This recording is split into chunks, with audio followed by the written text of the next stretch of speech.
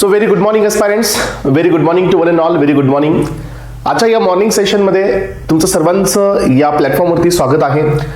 तर एस्पायरंट्स, आज आपण या फार्मास्युटिकल अनालिसिसच्या सेकंड लेक्चरमध्ये आहोत, ज्यामध्ये आपण टायट्रेशन्स या टॉपिकला ओपन करतोय. So in previous lecture we have taken a broad overview on the pharmaceutical analysis. So how many techniques are existed under which class हे आपण पाठीमागच्या लेक्चरमध्ये पाहिलेलं आहे एस्पायरंट्स. सगळ्यात पहिल्यांदा आपण या ठिकाणी या टायट्रेशनचं इंट्रोडक्शन पाहूया. काय म्हणतात हे टायट्रेशन्स समजून घेण्याचा प्रयत्न करा. So titration is a quantitative analysis technique used to determine the concentration of the unknown solution. Yes, so आपण unknown solutionच्या कॉन्सन्ट्रेशनच्या डिटर्मिनेशन साठीच हे टायट्रेशन्स यूज करत असतो aspirants, by reacting it with the standard solution of the known concentration.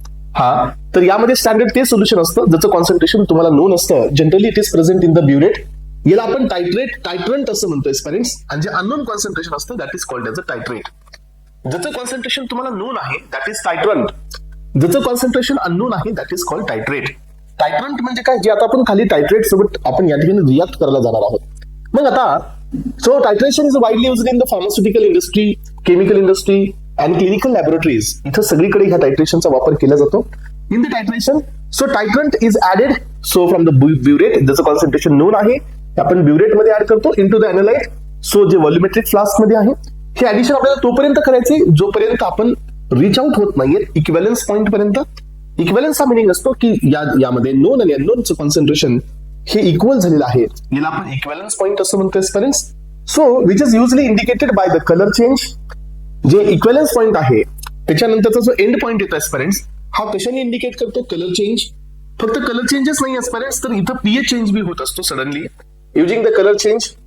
So as an the indicator detected by instrumentally. तर तुम्हाला माहित असू द्या की आपल्याकडे फक्त इंडिकेटरच हे एंड पॉइंट डिटर्मिनेशन नाही करत असतात. आपल्याकडे काही इन्स्ट्रुमेंट्स बी आहेत जे एंड पॉइंटचं डिटर्मिनेशन करतात. जसं की आपण या ठिकाणी पोटेन्शियोमेट्री, कंडक्टिव्हिटी यांच्यामध्ये जे असतात ना मीटर्स, सो पीएच मीटर्स, तरी हे एंड पॉइंट डिटर्मिनेशन हे पण करतात. यामुळे हे इन्स्ट्रुमेंटल एंड पॉइंट डिटर्मिनेशन आहे, हे केमिकल एंड पॉइंट डिटर्मिनेशन आहे इंडिकेटरचा वापर करून. मग आता यामध्ये एस्पिरंट्स सो तुमच्या समोर याचं प्रिन्सिपल काय आहे. प्रिन्सिपल म्हणजे हे टायट्रेशन हे कोणत्या प्रिन्सिपल वरती बेस्ड आहे. सो हे पहा, the principle of the titration based on the stoichiometric reactions between the titrate. So titrant and the titrate म्हणजे काय की ही एक रिएक्शन असते जे व्हॉल्यूम बेस्ड असते. ही रिएक्शन जी असते ही त्यांच्या सो आपण म्हणतो ना आयनिक पॉवर बेस्ड असते. आणि ही रिएक्शन या दोघांमध्ये होते एक स्टँडर्ड सोल्युशन मध्ये, त्याला आपण टायट्रंट असं म्हणतो, ज्याचं कॉन्सन्ट्रेशन आपल्याला माहित आहे. आणि ही रिएक्शन त्यांच्यामध्ये होते ज्यांना आपण एनालाइट म्हणतो.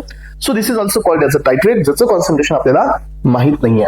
So aspirants, when this two react with each other so with definite molar ratio. So ज्यावेळेला हे दोन अननोन आणि नोन हे एकामेकांसोबत रिएक्ट होतात एका रेशिओनी, so the amount of analyte can be determined from the volume of the titrant. म्हणजे जे व्हॉल्यूम आहे सो जो आपण ऍड करतोय टायट्रंटचा, टायट्रंट म्हणजे कोण, ज्याचं कॉन्सन्ट्रेशन आपल्याला नोन आहे, त्याचा व्हॉल्यूम जो आपण ऍड करतोय त्या बेसिसवरती आपण एनालाइटचा व्हॉल्यूम हा डिटरमाइन करू शकतो. So it required to reach to the equivalence point. पण हे कधीपर्यंत तुम्हाला ऍडिशन करावं लागेल, जोपर्यंत तुमचं स्टँडर्ड सोल्युशन हे एनालाइटच्या इक्विव्हॅलन्स पॉइंट पर्यंत पोहोचत नाही. याचा अर्थ दोघांचे जे मोल्स आहेत हे इक्विव्हॅलन्स लेवलला जात नाही तोपर्यंत तुम्हाला अॅक्युरेट रिडिंग नाही मिळत असते. हे त्याचं प्रिन्सिपल आहे. सो एंड पॉइंट हा कसा इंडिकेट करतो, एंड पॉइंट हा इंडिकेट करतो sharp change in the colour so or changing the pH. हे पहा, पीएच मुळे पण आपल्याला एंड पॉइंट लक्षात येतो, कलर चेंज मुळे पण लक्षात येतो, कंडक्टिव्हिटी मध्ये चेंज येतो त्याच्यामुळे पण आपल्याला एंड पॉइंट लक्षात येतो, पोटेन्शियल मध्ये पण चेंज येऊ शकतो त्याच्यामुळे पण आपल्याला एंड पॉइंट लक्षात येतो. मग आता यामध्ये सगळ्यात पहिल्यांदा आहे याचे दोन क्लास. एक titration based on the volume that is called as a volumetric titration. Second titration based on the weight that is called as a gravimetric titration और ग्रेव्हिमेट्रिक मेथड. असे दोन प्रकार या केमिकल किंवा क्लासिकल मेथड मध्ये आहेत. यामध्ये सगळ्यात पहिल्यांदा घेतो आपण volumetric titrations. Volumetric methods the solution of one reactant accurately known concentration is added to the second reactant that is the analyte, ज्याचं कॉन्सन्ट्रेशन आपल्याला डिटरमाइन करायचंय. सो आपल्याला त्याचं कॉन्सन्ट्रेशन माहित नाही आणि हे सगळं कोणत्या बेसिसवरती डिपेंड आहे, व्हॉल्यूमच्या बेसिसवरती डिपेंड आहे. म्हणून हे व्हॉल्यूमेट्रिक आहे. तर याचे 4 क्लास एस्पिरंट्स इम्पॉर्टंट आहेत. यामध्ये सगळ्यात पहिला क्लास आहे ऍसिड बेस्ड टायट्रेशन. सर्वात पहिला क्लास आहे ऍसिड बेस्ड टायट्रेशन. याला आपण सेकंड नेम देत आहोत. न्यूट्रलायझेशन टायट्रेशन.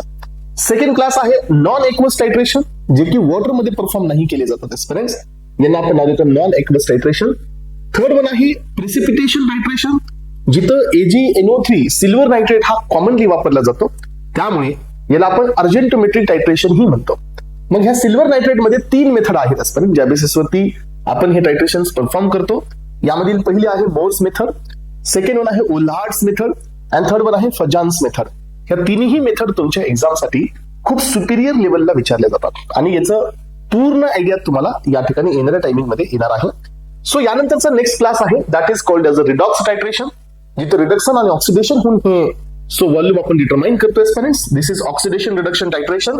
आयडोमेट्री असेल, आयडीमेट्री असेल, परमॅग्नोमेट्री असेल, स्टेरिमेट्री असेल, हे त्याचे काही सब क्लास आहेत जे ऑक्सिडेशन रिडक्शन प्रिन्सिपल वरती डिपेंड करतात स्टुडंट्स. आणि यानंतर शेवटचा क्लास असतो that is called as a complexometric titration. It is also called as a EDTA टायट्रेशन.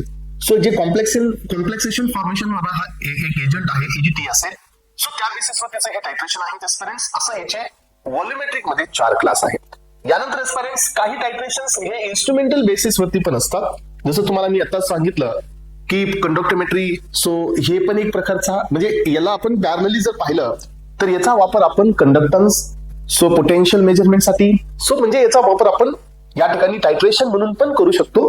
फक्त हे इन्स्ट्रुमेंटल बेसिस वरती आहे.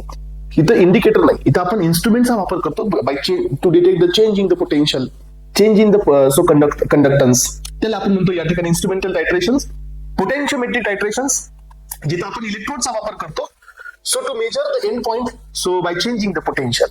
जिथं पोटेन्शियल बदललं तर तो त्याचा एंड पॉइंट असतो. जसं आपण सिम्पली फक्त इथं एकच बदल असतो एक्सपिरियन्स याच्यामध्ये, की आपण ज्या वेळेला इंडिकेटर ऍड करतो त्यावेळेला आपण जो एंड पॉइंट असतो हा कलर चेंज वरती डिपेंड करतो. इथं आपण इन्स्ट्रुमेंटल करतोय तर इथं आपल्याला कशाच्या बेसिसवरती एंड पॉइंट डिटरमाइन करावं लागेल, पोटेन्शियलच्या बेसिसवरती. That is a potentiometric टायट्रेशन.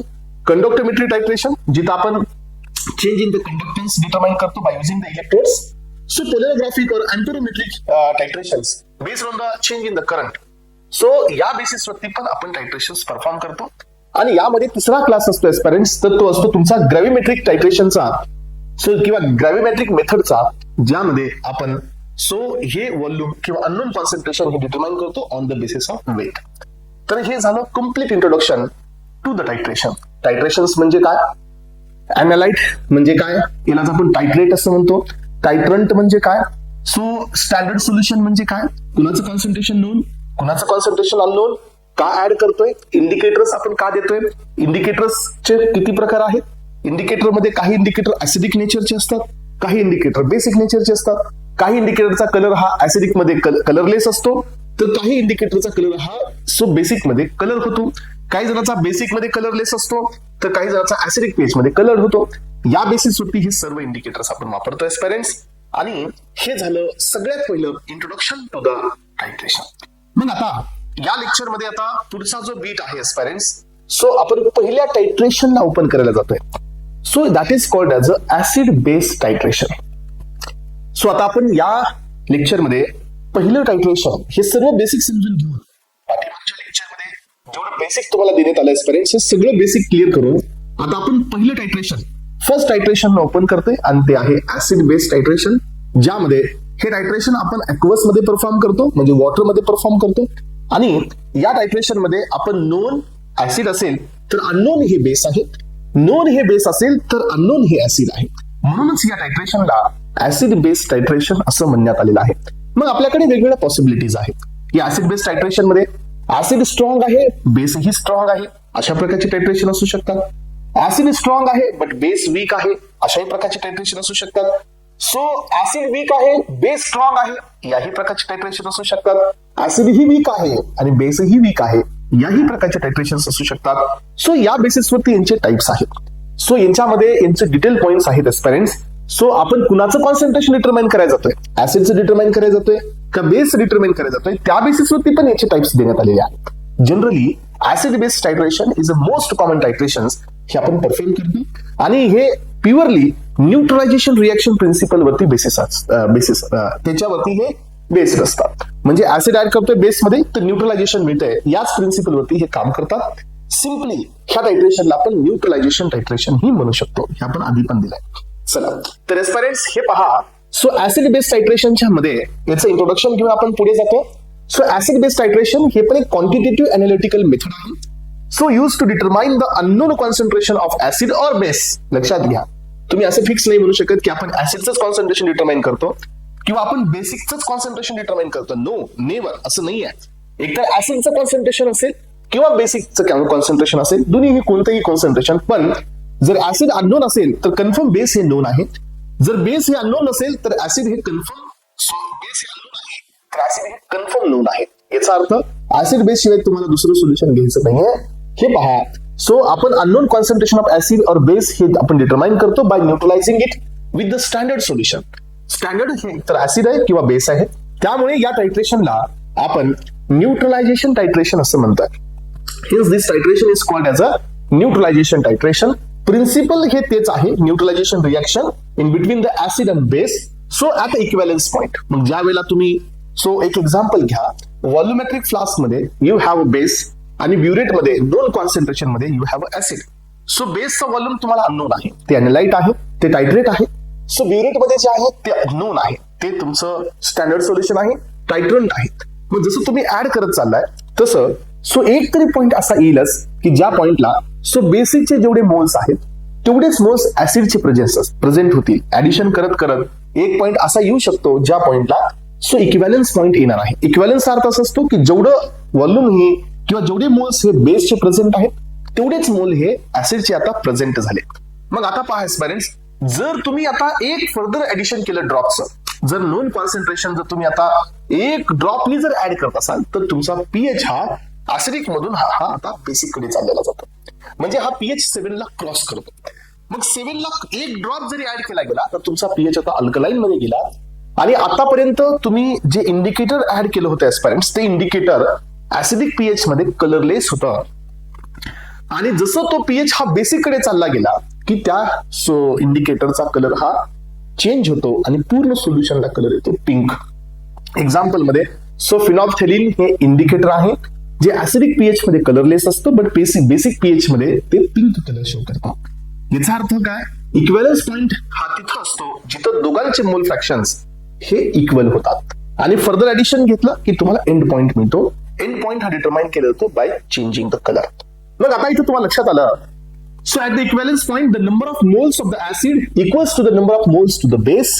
आणि आता जर तुम्ही वापस ऍड केलं एस्पायरंट्स, थोडंही ऍड केलं तुम्ही ऍसिड, तर तुम्हाला एंड पॉइंट मिळतो. आणि indicator is usually used to show the end point. मग आता तुम्हाला माहित असू द्या, आता ऍसिडचं इथं म्हणणं आलं, ऍसिड काय आहे हे तुमच्या लक्षात आलं. सो बेस तुमच्या इथं म्हणजे बेस आणि ऍसिड हे दोन टर्म आपण इथं वापरले एस्पायरंट्स. मग आता ऍसिड आणि बेसचं नेचर सांगणाऱ्या थेरीज या टायट्रेशन मध्ये या ठिकाणी इम्पॉर्टंट असतात. यामध्ये 3 इम्पॉर्टंट थेरीज आहेत. फर्स्ट थेरी आहे आरेनियस थेरी, सेकंड थेरी आहे ब्रॉन्स्टेड-लोरी थेरी, आणि थर्ड थेरी असते दॅट इज एस्पायरंट्स लेविस थेरी. अशा 3 इम्पॉर्टंट थेरीज असतात. मग ह्या थेरीज तुम्हाला इंडिकेट करतात की हु इज ऍसिड. कुणाला तुम्ही ऍसिड म्हणा, कुणाला तुम्ही बेस म्हणा. सो हे सांगण्यासाठी ह्या थेरीज आहे. ठीक आहे की तुम्ही ऍसिड बेसचं टायट्रेशन करताय, but aspirants if you are not able to conclude की which one is base which one is acid, then तुम्ही ऍसिड बेस टायट्रेशन हे परफॉर्मन्स नाही करू शकत. याचा अर्थ या 3 थेरीज ह्या ऍसिड बेस टायट्रेशन मध्ये महत्वाचा रोल प्ले करतात. ऍसिड कोण असतात, बेस कोण असतो, याबद्दलची कम्प्लीट आयडिया देतात. मग एस्पायरंट्स आरेनियस थेरीनुसार ऍसिड्स कोण आहेत. सो लोरी ब्रॉन्स्टेड थेरी किंवा ब्रॉन्स्टेड लोरी थेरी यांच्यानुसार ऍसिड्स कोण आहेत. लेविस थेरीनुसार ऍसिड बेस कोण आहेत हे आपण या थेरीच्या मधून पाहणार आहोत. समजून घेण्याचा प्रयत्न करा. हे तुम्हाला फिजिकल फार्मसी मध्ये पण येतं पहा. सो फिजिकल फार्मसी मध्ये पण हा पॉइंट दिलेला आहे. यामध्ये आरेनियस थेरी, सो ही थेरी या ठिकाणी ऍसिड बेस डिसोसिएशन हे शो करतात. म्हणजे ऍसिड बेसचं जे डिसोसिएशन होतं, सो हे दाखवण्यासाठी किंवा हे रिप्रेझेंट करण्यासाठी या थेरीज तुमच्या इम्पॉर्टंट असतात aspirants in water to produce ions and their acidic और basic nature depends on the type of ions they release. मग ते कुणाला रिलीज करताय त्याच्यावरती ते डिपेंड असेल की कोण ऍसिड आहे आणि कोणता सबस्टन्स हा बेस आहे. मग आता पहा आरेनियस ऍसिड प्रिन्सिपल. तर आता आरेनियस नुसार ऍसिड्स हे कोण आहेत, आरेनियस नुसार ऍसिड हे सबस्टन्सेस कोण आहेत. सो यांच्यामध्ये काही गोष्टी सिमिलर आहेत एस्पायरंट्स या थेरीज मध्ये, थोडा बदल आहे. समजून घेण्याचा प्रयत्न करा. सो आर्यनियस ऍसिड प्रिन्सिपल नुसार a substance that behaves as a acid so because it ionize in the water to release the hydrogen ion. लक्षात घ्या, तो ऍसिड आहे जो आपण वॉटरमध्ये ऍड केल्यानंतर तो H+ ला रिलीज करतो. तुम्हाला माहिती आहे पेरेंट्स, जसं आयोनायझेशन होतं, आयोनायझेशनचा अर्थ काय असतो? पोल्स तयार होणे. आता एक्झाम्पल म्हणून पहा, जर आपण HCl ला ऍड केला तर ऍड करत असताना HCl हे अनआयोनाइज्ड होतं, कुठल्याही प्रकारचा चार्ज नव्हता. पण जसं HCl आपण आपल्या वॉटरमध्ये ऍड केलं तर HCl ऍड केल्यानंतर HCl हे H+ ला डिसोसिएट करतं आणि H+ आणि Cl- मध्ये कन्वर्ट होतं. तर हेच त्यांचं म्हणणं आहे की as per the Arrhenius acid principle, acids are the substance. So acids are the substances जे सबस्टन्सेस वॉटरमध्ये ऍड केल्यानंतर H+ ला डिसोसिएट करतात किंवा H+ ला डोनेट करतात. जे H+ ला डोनेट करतात ते ऍसिड्स आहेत. हायड्रोजन आयन्सला डोनेट करतात ते ऍसिड्स आहेत. हायड्रोजन आयनला डोनेट केल्यानंतर ते आयोनाइज होतात ते ऍसिड्स आहेत. आणि ऍस्पिरंट जे सर्वात फास्ट डोनेट करतात ते स्ट्रॉंग ऍसिड आहेत. जे सगळ्यात फास्ट डोनेट करतात ते स्ट्रॉंग ऍसिड आहेत. मग तुम्हाला माहित असू द्या याच्या पाठीमागे खूप सारे इफेक्ट्स डिपेंड असतात. सो तुम्हाला माहित असू द्या acidic nature is also depends on the type of the substitution present on the acid. So acidic acid वरती कोण आहे, फॉर्मिक ऍसिड वरती कोण आहे, सो हायड्रोक्लोरिक ऍसिड वरती कोण आहे, नायट्रिक ऍसिड वरती कोण आहे. So after release of the H+, जो जास्त स्टेबल राहतो तो जास्त स्ट्रॉंग ऍसिड असतो. आता आपण ओसी मध्ये शिकणार आहोत. सो ऑर्गॅनिक केमिस्ट्रीमध्ये हा पार्ट आपला क्लिअर होईल. हे पहा, या ठिकाणी इथे एक्झाम्पल मध्ये दिसतंय तुम्हाला की HCl हा H+ आणि Cl- मध्ये डिसोसिएट होतो. इथं फॉर्मिक ऍसिड पण डिसोसिएट होतो, नायट्रिक ऍसिड पण डिसोसिएट होतो, सल्फ्युरिक ऍसिड पण डिसोसिएट होतो. ते पण ऍसिडच आहे. पण प्रत्येकाची ऍसिडिक स्ट्रेंथ वेगवेगळी आहे कारण आपण pH ची डेफिनेशन देतो. सो यामध्ये pH is nothing but the negative logarithm of the H+ ion. जो फास्ट बेस या ठिकाणी डिसोसिएट होतो तो सगळ्यात फास्ट किंवा सगळ्यात स्ट्रॉंग ऍसिड असतो. पण तुम्हाला माहित असू द्या तो फास्ट डिसोसिएट. आता एक एक्झाम्पल घेऊ आपण की इथे H+ आणि हा Cl- आहे. Why the Cl- is bearing a negative charge? Because Cl- has taken both of the electrons, so which has been shared in between the bond. So chlorine and the hydrogen, ह्या दोघांच्या मध्ये जो bond होता हे दोन्ही electron कोण pickup केलेत? क्लोरीनने pickup केलेत. And now the chlorine is electron rich. So आणि जो आपल्याकडे हायड्रोजन होता याच्याकडे एकच इलेक्ट्रॉन होता because his atomic number is 1. आणि जो एक होता तो पण कोण घेतला? क्लोरीनने घेतला. नाव ही हॅज ओनली प्रोटॉन. त्यामुळे आपण आता याला H+ म्हणतो, याला आपण कधी कधी प्रोटॉन बी म्हणतो कारण आता याच्यात एकही इलेक्ट्रॉन नाही. सो मग आता हे डिसोसिएशन का पॉसिबल झालं? कारण whenever the chlorine will take a electron from the hydrogen, chlorine will get negative charge. आणि after even getting negative charge on the chlorine, chlorine is a more stable because क्लोरीनचा atomic number हा 17 आहे. क्लोरीनला त्याचं octet complete करण्यासाठी 1 इलेक्ट्रॉनची गरज बी आहे. आणि त्यामुळे क्लोरीन हा निगेटिव्ह चार्ज घेतल्यानंतर जास्त स्टेबल आहे म्हणून तो H+ ला डोनेट करण्याची टेंडन्सी ठेवतो. म्हणून हे स्ट्रॉंग ऍसिड आहे. ज्या वेळेला H+ डोनेट केल्यानंतर हे जे कॉन्जुगेट तयार होईल ते जर स्टेबल होत असेल एस्पायरेट्स तर ते तेवढं जास्त स्ट्रॉंग ऍसिड असतं, म्हणजे तो तेवढ्या लवकर H+ देतो.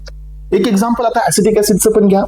सो ऍसिडिक ऍसिड मध्ये तुम्ही इथं पहा एस्पायरेट्स, ऍसिडिक ऍसिड मध्ये सो ऍसिडिक ऍसिड पण ऍसिड आहे बट हा फास्ट या ठिकाणी स्टेबिलिटी का नाही घेत हे पहा. सो माझ्याकडे आता CH3COOH आहे. आता हा या ठिकाणी आयोनाइज होईल CH3COO- मध्ये. याचा अर्थ H+ हा इथून रिलीज केला.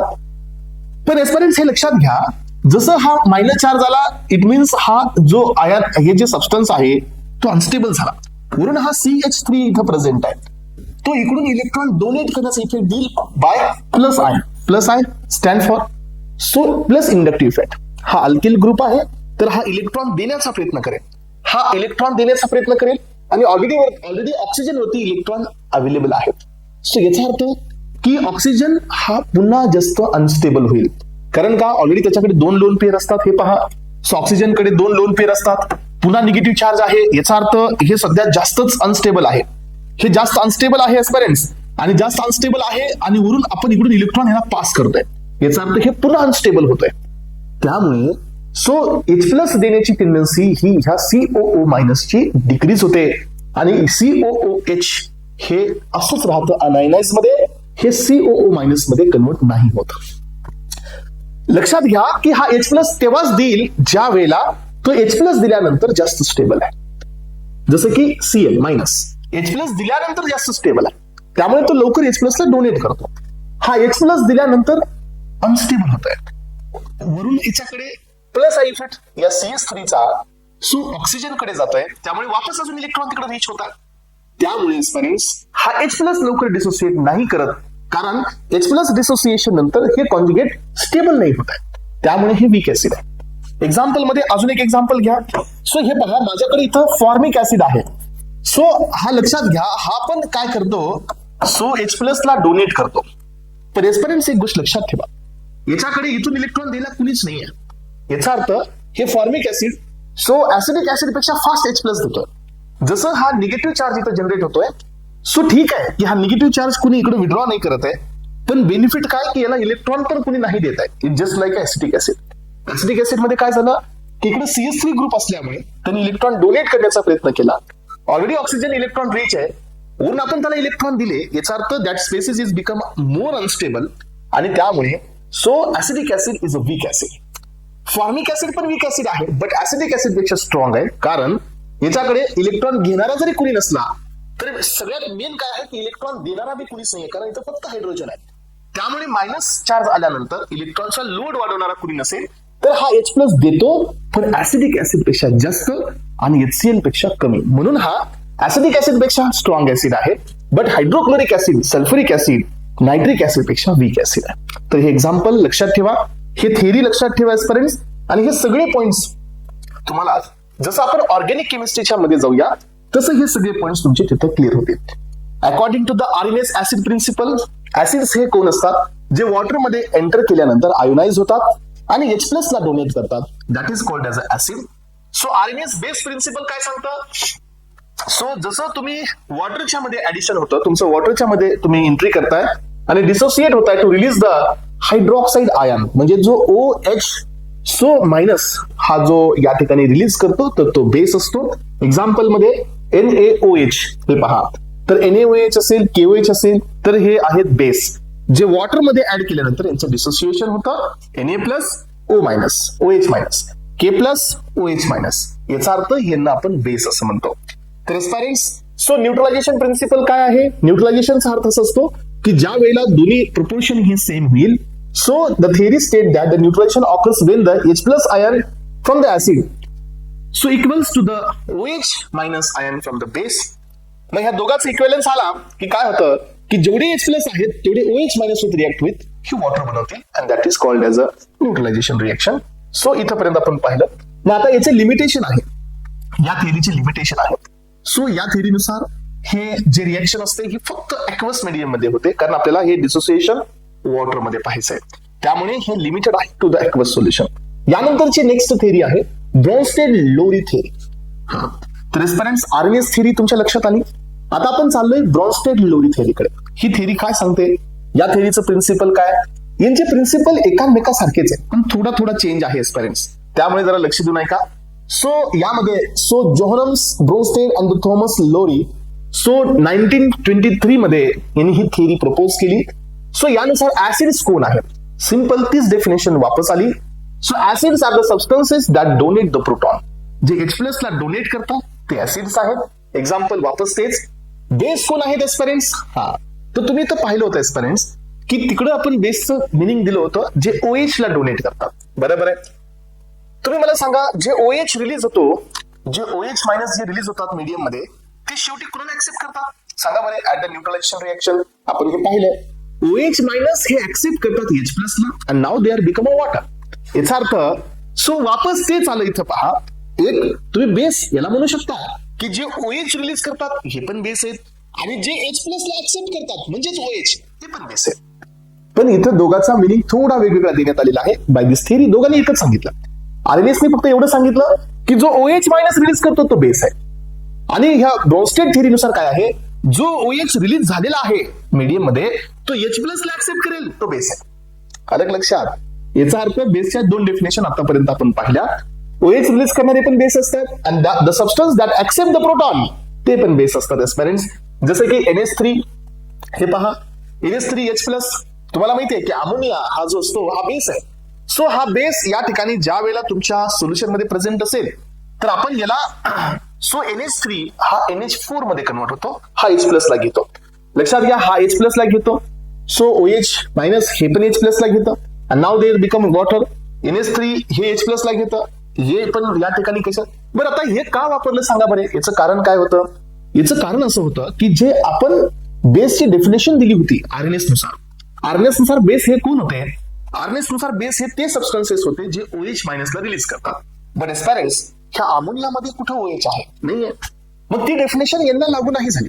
अलग लक्षात, जी डेफिनेशन आरएनएस ने दिली ती डेफिनेशन यांच्यासाठी ऍप्लिकेबल नाही राहिली ज्यांच्याकडे OH नाही आहे. पण आता ज्यांच्याकडे OH नाहीये, जसं की पिरिडीन हा पण एक बेस आहे, अमोनिया हा पण एक बेस आहे. मग एस्पेरेंट्स हे बेस आहेत, मग यांच्याकडे तर OH नाही आहे. मग याचा अर्थ काय की हे आरएनएसच्या डेफिनेशनच्या अंडरमध्ये कव्हर नाही झाले.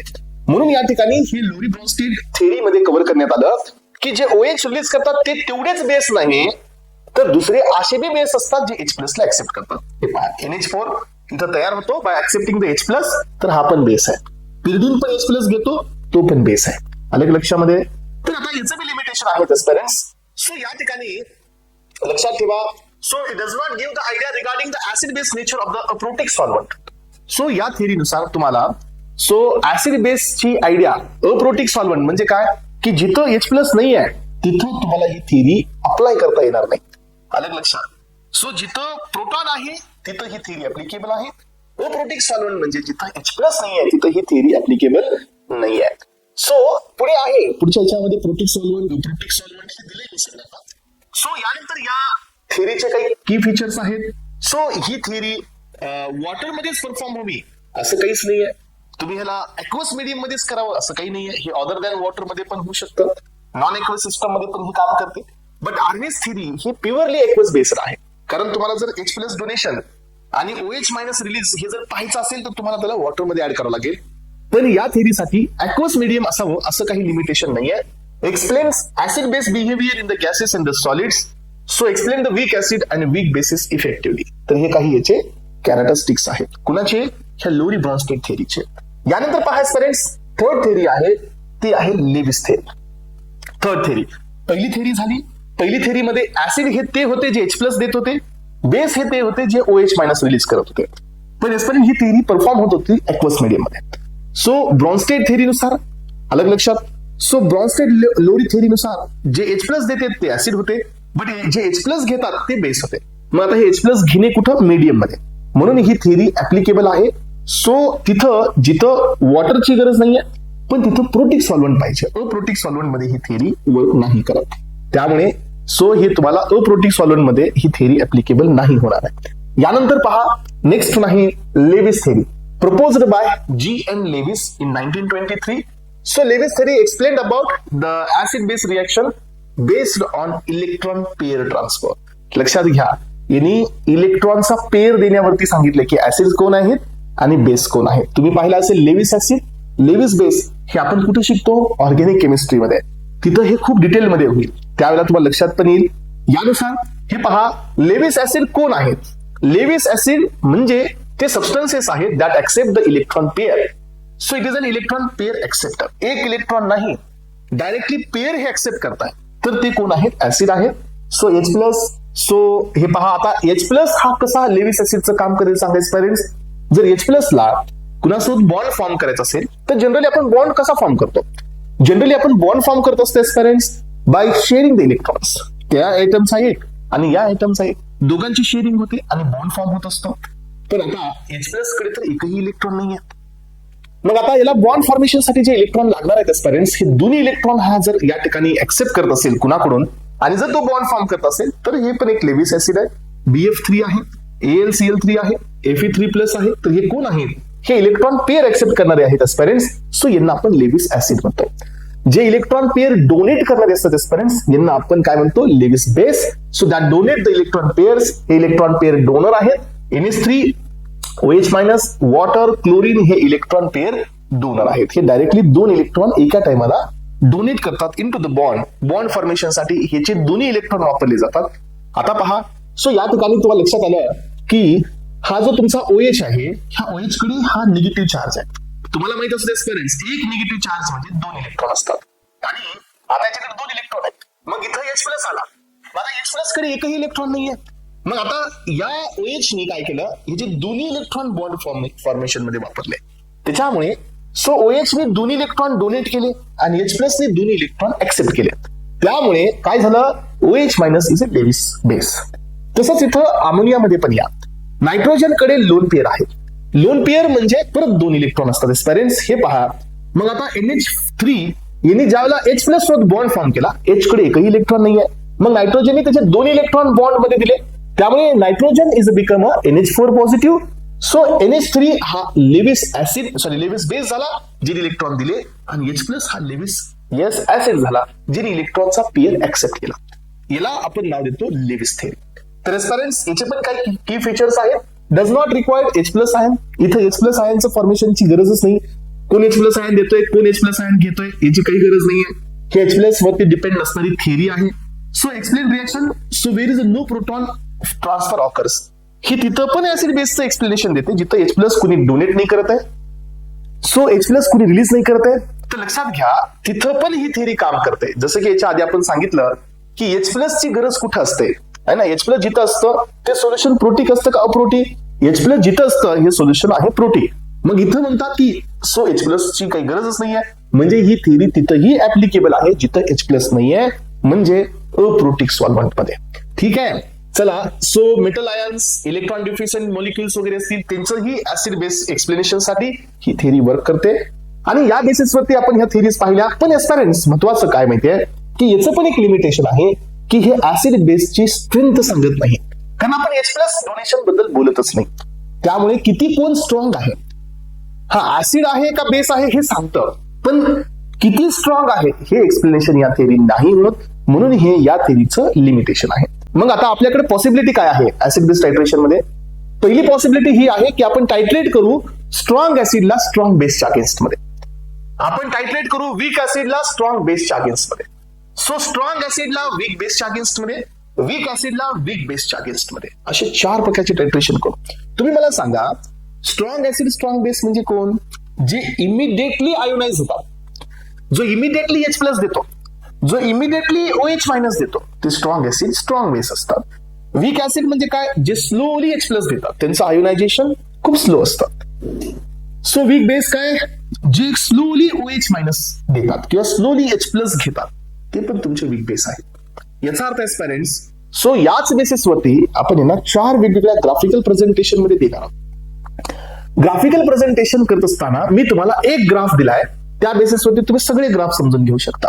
Simply I have taken the alkali and the acid. इथं आहे व्हॉल्यूम ऑफ अल्कली ऍडेड, इकडे आहे तुमचा व्हॉल्यूम ऑफ ऍसिड, जो ऑलरेडी आहे, किंवा जो pH आहे, व्हॉल्यूम म्हणण्यापेक्षा pH ऑफ द ऍसिड.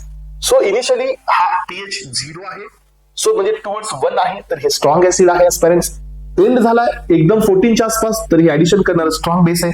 म्हणजे हे graphical presentation strong acid versus strong base आहे. मग आपल्या लक्षात आलं की जोपर्यंत तुमच्याकडे ऍसिड आहे, तुम्ही ऍड करत चाललाय व्हॉल्यूम ऑफ द बेस, तर हा pH slowly slowly slowly slowly कुठे चालला? न्यूट्रल कडे. मग जसं आपण इथं वीक ऍसिड मध्ये पोहोचतो, वीक ऍसिड मध्ये असताना आपण स्ट्रॉंग बेस टाकला तर सडन pH चेंज होतो. लक्षात घ्या. कारण का? कारण ऍसिड हे आता इथं वीक झालेलं आहे आणि तुम्ही ऍडिशन हे स्ट्रॉंग बेसचं करताय, म्हणून जो हा इक्विव्हलन्स पॉईंट आहे ना, इथं जो तुम्हाला मिळतो ना pH चेंज, हा खूप शार्प असतो. आणि इथं एक इक्विव्हलन्स पॉईंट येतो, याचा अर्थ 7 pH ला ऍसिडचे मोल्स आणि बेसचे मोल्स हे इक्वल होतात. आणि याचा इक्विव्हलन्स पॉईंट 7 लाच का असतो? कारण हे दोन्हीही स्ट्रॉंग ऍसिड आहेत. दोन्हीही स्ट्रॉंग असल्यामुळे दोघांचंही आयनायझेशन हे एकदम फास्टली असतं, त्यामुळे इथं इक्विव्हलन्स पॉईंट हा शार्प 7 ला येतो. म्हणून आपण मग आता पुढच्या वेळेला आपण काय करणार आहोत की इथं अल्कली स्ट्रॉंग घेऊया, ऍसिड वीक घेऊया, किंवा ऍसिड स्ट्रॉंग घेऊया, अल्कली वीक घेऊया, किंवा दोन्हीही वीक घेऊया. तर या सगळ्या पॉसिबिलिटीज आपल्याकडे आहेत. तर त्यामध्ये सगळ्यात पहिल्यांदा चाललोय आपण strong acid versus strong base.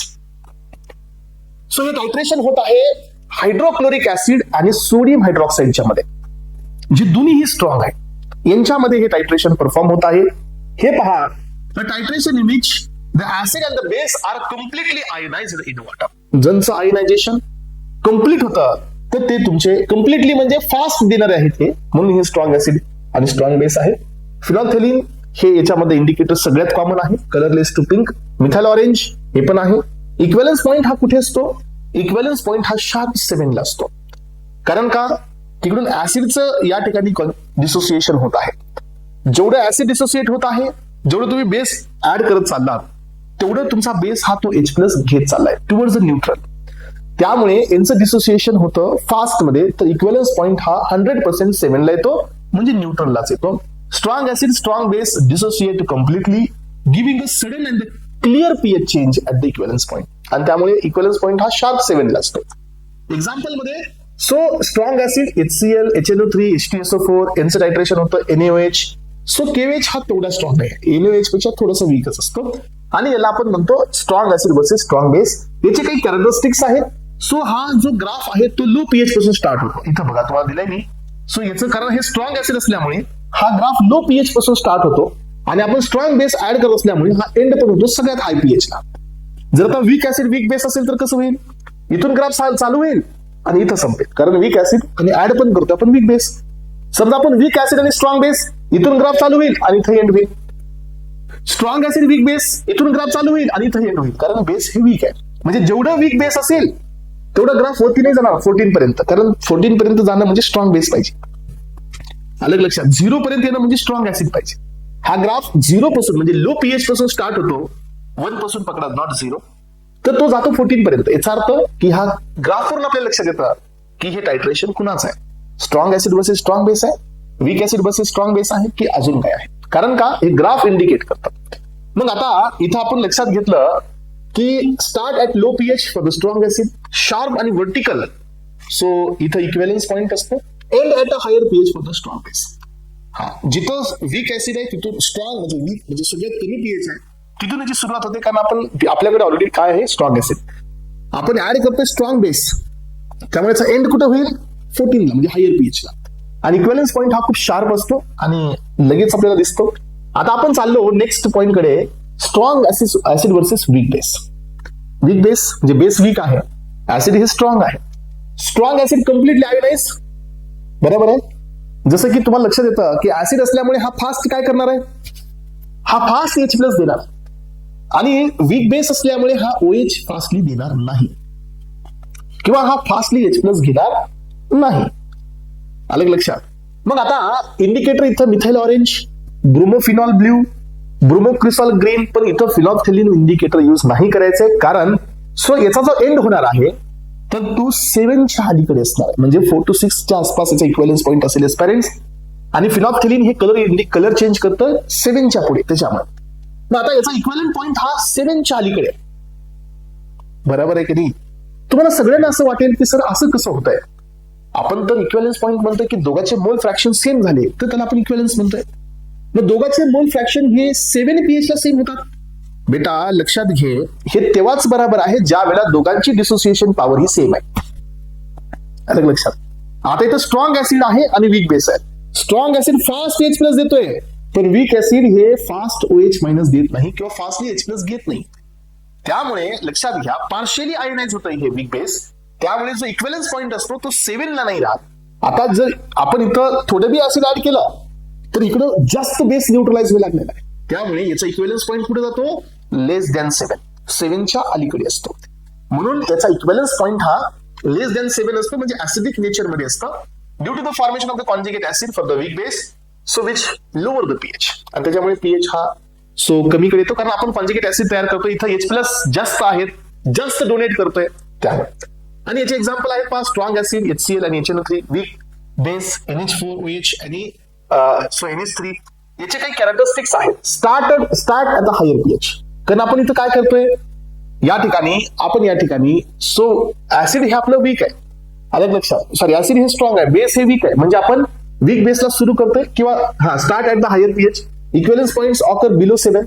आणि याचा जो एंड होत असतो, एंड, सो किंवा स्टार्ट ऍट 1 करा आणि एंड ऍट 10 असं करा, म्हणजे ते ग्राफ करेक्ट राहील. त्यात तुम्हाला ऍसिड बेसचं तिथलं खालचं हे बदलावं लागतं. त्यामुळे आता मिथाइल ऑरेंज इथलं स्ट्रॉंग इंडिकेटर आहे.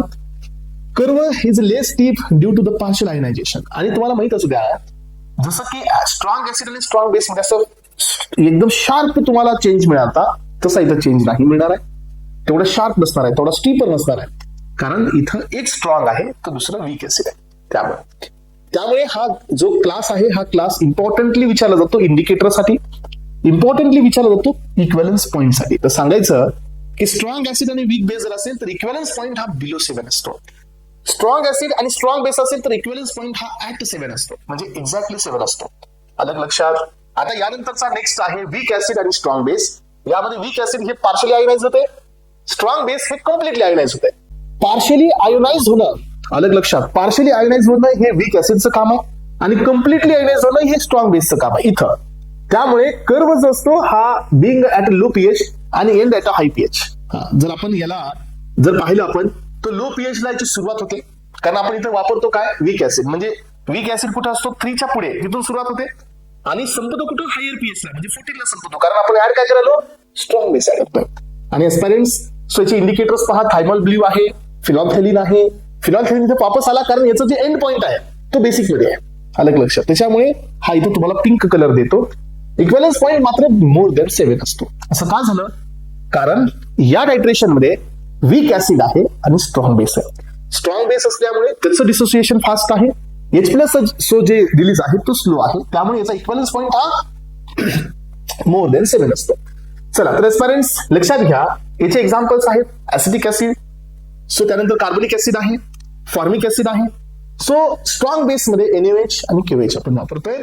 So start at a low pH, end at a higher pH, equivalence point occurs about 7. हे पहा, सो हा पण कर्व लेस स्टीपर असणार आहे, कारण का हे स्ट्रॉंग ऍसिड स्ट्रॉंग बेस नाही आहे. त्यामुळे जो मध्ये जो चेंज येतो ना तुमचा शार्प इन्क्रीज शार्प डिक्रीज जातो ना, तो इथं तेवढा स्टीपर नसणार आहे, कारण त्यातला एक जण वीक आहे. यानंतरचं नेक्स्ट वीक तर दोन्ही वीक आहे, तर असे टायट्रेशन्स आपण करतच नाही. सो हे टायट्रेशन्स एंड पॉईंट अॅक्युरेट देत नाहीत. मग अशा प्रकारच्या सबस्टन्सेसला आपण इन्स्ट्रुमेंटली टायट्रेट करत असतो. इन्स्ट्रुमेंटेशनचा वापर करून आपण याला टायट्रेशन मध्ये घेतो. वीक ऍसिड आणि वीक बेस हे पहा, सो बोथ वीक ऍसिड आणि वीक बेस हे दोन्ही पार्शली आयोनाइज होतात. Curve being slightly low pH आणि एंड होत असतो वीक बेसला. वीक ऍसिडला सुरू होतो, वीक बेसला एंड होतो. PH change of the equivalence is very small and gradual. लक्षात घ्या, जो एंड पॉइंट असतो तो खूप स्मॉल असतो आणि ग्रॅज्युअल म्हणजे स्लोली येतो आणि लवकर ओळखू येत नाही की कुठे एंड पॉइंट आहे. त्यामुळे हे टायट्रेशन्स एवढे जास्त परफॉर्म नाही केले जातात. End point is poorly defined आणि त्यामुळे आपल्याला एंड पॉइंट हा कलरनी न समजता आपण इथे एंड पॉइंट साठी पीएच मीटरचा वापर करतो.